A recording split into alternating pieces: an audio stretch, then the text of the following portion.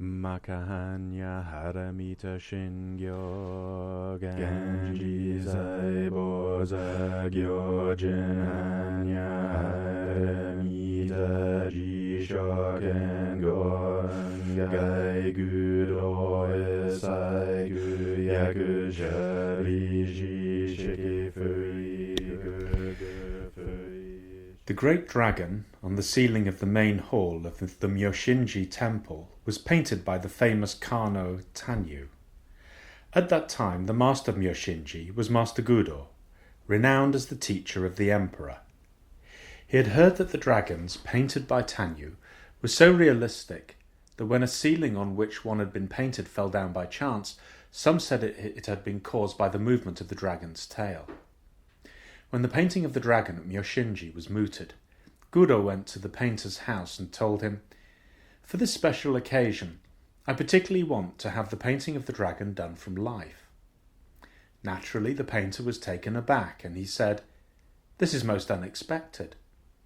As a matter of fact, I'm ashamed to say that I've never seen a living dragon." He would have refused the commission.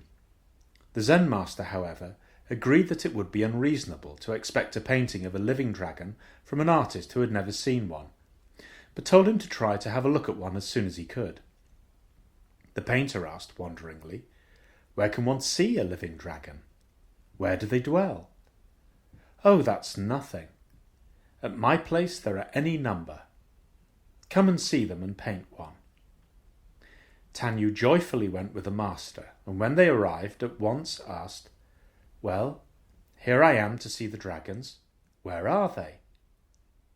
The master, letting his gaze go round the room, replied, "Plenty of them here. Can't you see them? What a pity." The painter felt overcome with regret, and in the event spent the next 2 years with Master Gudo, practicing Zen assiduously. One day something happened, and he rushed excitedly to the master, saying, "By your grace, I have today seen the form of a live dragon." "Oh, have you? Good! But tell me, what did his roar sound like?" At this query, the painter was again at a loss, and for one further year laboured on at his spiritual practices. What he painted at the end of the year was the dragon of Myoshin-ji, a supreme masterpiece in the history of art, remarkable for its technique, but far more for the life with which the artist has infused into it. It seems as if it contains the great life, which embraces heaven and earth, the universe and man also. It was to pierce through to this reality that the master painter, Tanyu, poured out his heart's blood for 3 years. But when the one experience of reality was attained, there was no need to seek any further. So this is a story about the real existence, in fact, of the Myoshin-ji dragon, which can be found on the ceiling of the shrine room. And you can go and see and have a look for yourselves. It's very famous. And this is the story that is associated with it. And if we're familiar with Zen training, and we will know that, in fact, that great life and that insight into the great life is very much at the heart of the Zen training. There's a long-running dispute. Well, perhaps not quite accurate to say that it is really a dispute, but certainly there was a sort of competitiveness in the early Zen canon between what was known as the gradual school and the sudden school. And these schools took 2 different approaches to the training. The gradual school put forward that the training was a step-by-step process to the gradual insight into that great life, into what was known technically as the Buddha nature, the nature of things as they really are. The Zen school subscribed to the Southern school, and that was that one, as it were, took a giant leap straight into the face of reality itself, straight into the Buddha nature, and saw it all in one go. There was no gradual step-by-step process, but that the realization came all at once. Well, of course, we are post Lotus Sutra, and the Lotus Sutra talks of the Ekayana, the one way, where the Buddha describes all the ways as being all along the same path. And of course, this is true. We're keen to read the stories of the Zen masters. We hear about Master Daito, who came to his realization when he heard an iron key fall onto a wooden table, or for another one who smelt the peach blossoms and awoke, or for another one who, Kyogen, for example, who heard the pebble clatter against the bamboo in a bamboo grove, and he had his insight. And the Buddha himself, of course, who, upon seeing the morning star coming out of meditation, looking up in the early morning sky and seeing the morning star, awoke and became the Buddha. And this is very much the Southern school, and we rather like that, because it all sort of happens at once, doesn't it? But the truth is that, of course, what we don't always realise is, what we don't always know is that the years of very difficult pre-training that is required to get to that point. And so it is one way. There is a long training, but the insight when it comes all at once. And what is that insight into? Well, yes, we talk of the Buddha nature, we talk of the Buddha heart and the Dharma and the nature of things and so on. But really what we're talking about is life. I remember the great American mythologist Joseph Campbell saying that, or being asked, what is it that people are seeking? Is it a meaning to life? And he disputed that and said no. He said, I don't think it is meaning exactly. He said what people really are looking for is the experience of being alive. It's that vitality itself, which of course meaning and purpose can give. But the meaning and purpose, so to speak, are a bridge to that experience of being fully alive in the moment. And of course, nowadays people are interested in, and indeed always have been in, those sort of dangerous pastimes like bungee jumping or base jumping or mountaineering, something like that. And quite often such people, if they're pushed and asked, why do you do it? Will say, that it's at that moment there is nothing else like it. And what is it that's happening in that moment? It's that sense of of being completely alive in that moment. Well, of course, as in the Zen training, we seek to open that out and not just restrict it to one or two small moments when one leaps off the side of a cliff. Instead, that every moment should be experienced as fully and completely as possible and should be lived as fully and completely as possible. Of course, this is easier said than done. And why is it that it is so difficult? Well, it's difficult because of what is called picking and choosing. In other words, it's my judgments about things. This I'm interested in. This I really will give myself into. If it's something that I'm interested in, for example, then it comes alive. I might be interested in dancing, for example, and so I look forward to going dancing with absolute relish. But the one thing I couldn't get excited about is train spotting. But for somebody else, that train spotting might be the thing that really brings them alive. And it doesn't matter if it's pouring with rain or there's cold snow and frost on the ground. If that's what floats my boat, then that vitality is found in that activity. Of course, my activity and your activities may be quite different. My likes and your likes may be quite different. But what they share is that vitality. And that vitality comes not because of the activity itself. It's not that train spotting is either interesting or boring. It's not that mountaineering is either interesting or boring. It's that whether I'm prepared to give myself wholeheartedly into the activity, then it suddenly lights up if I do. But of course, if I judge it as not being interested, not being interesting, I say I don't like it, or it doesn't interest me, it's irrelevant to me, it's unimportant, then I hold myself back. And in that miserly approach, the life gets cut off, the life is stymied. And the more I hang on those, my likes and my dislikes, the more that I will not give myself to things that I don't like, then the more cut off from that experience of being alive. So our practice is simply to reverse that, to recognize through this insight, to recognize that in fact, the more I give myself wholeheartedly, in other words, the more I give myself away into what at this moment is being done, then the more full the experience of life becomes. This is what our practice is, and really it's almost, we could say it's the beginning, the middle and the end of the practice. That ability to hand myself over completely 100% into what at this moment is being done, and in so doing suddenly discover the life in the activity, in the midst of the ordinary daily life. And this great life, well, what is it? Well, when it came to it, the Buddha himself sat under the tree underneath the Bodhi tree after his own awakening, after he became the Buddha, with this problem, because he realized he couldn't say. He couldn't actually articulate what this life is in its essence.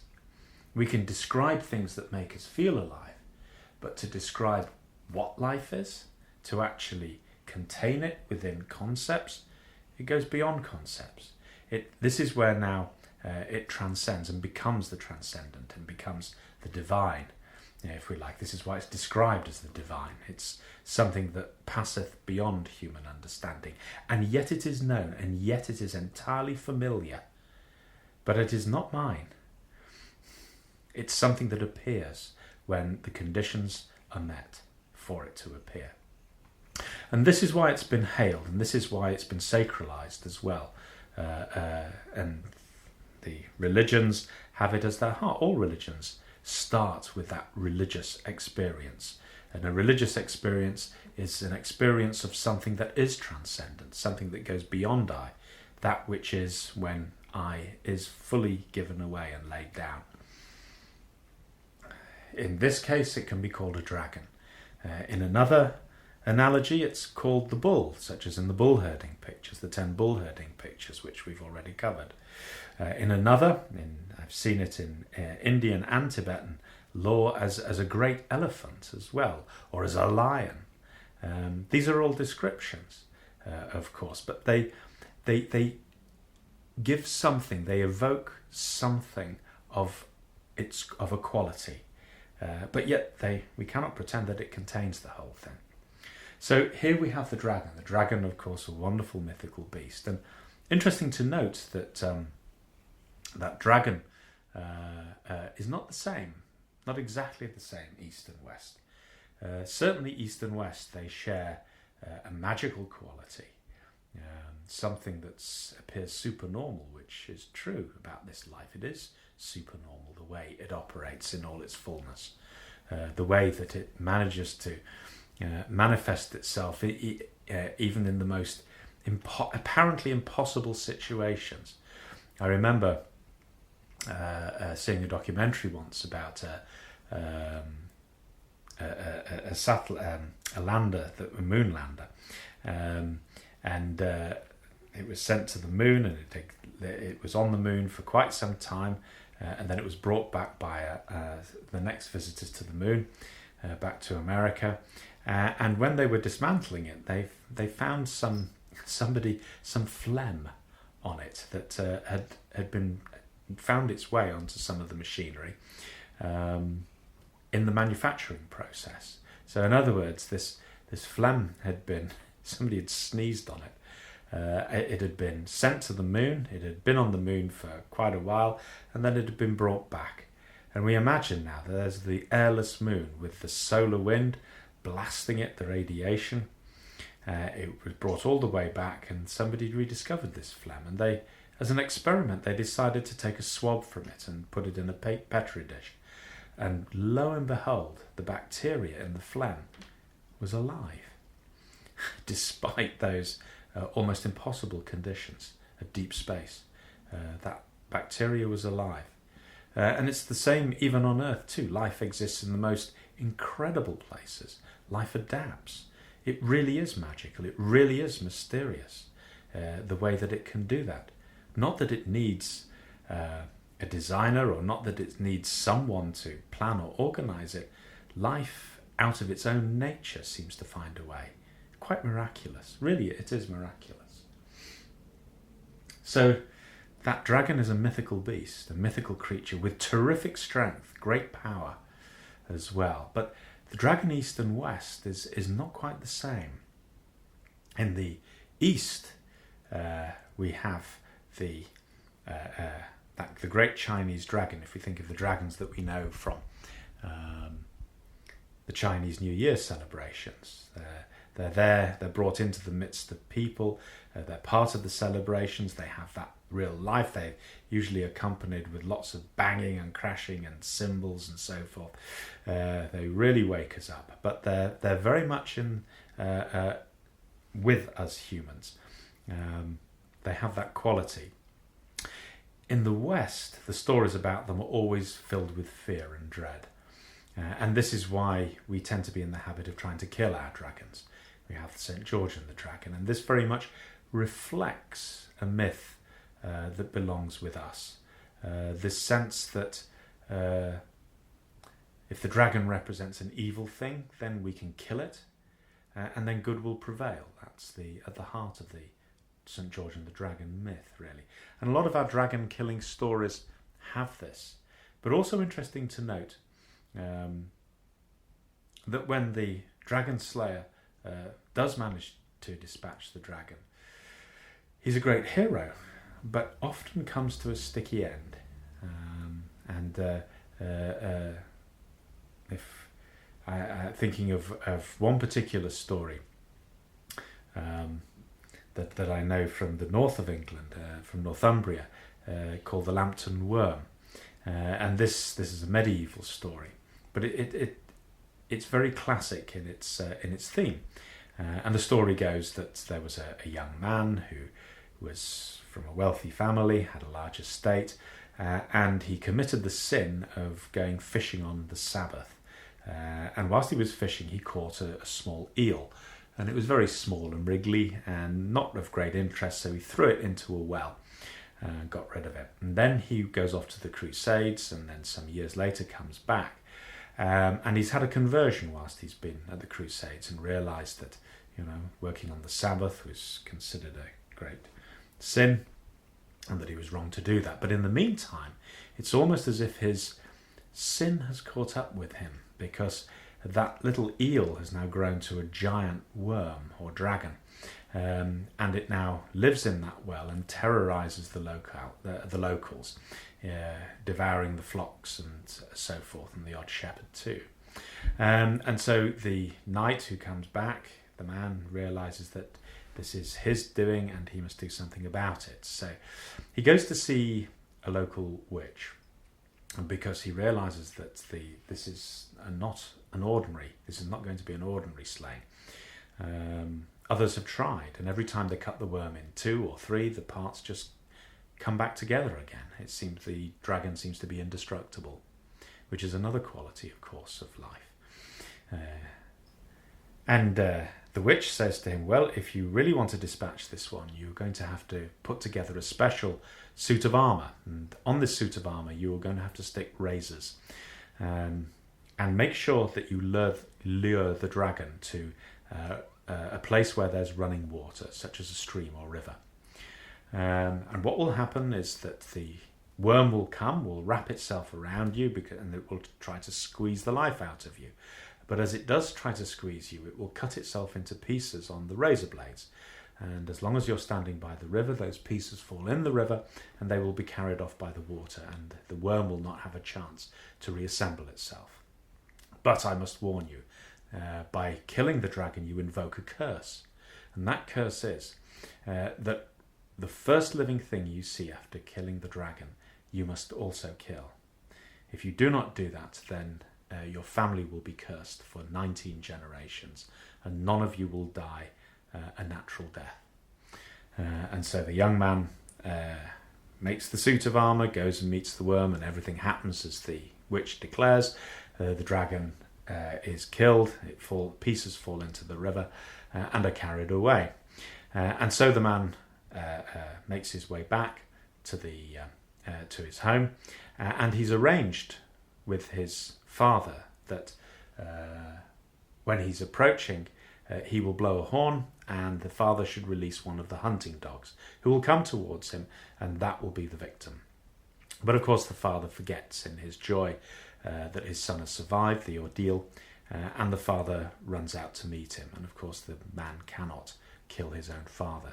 And so the curse descends onto the family, and sure enough, for 19 generations, no family member dies in their bed. All of them die a violent death.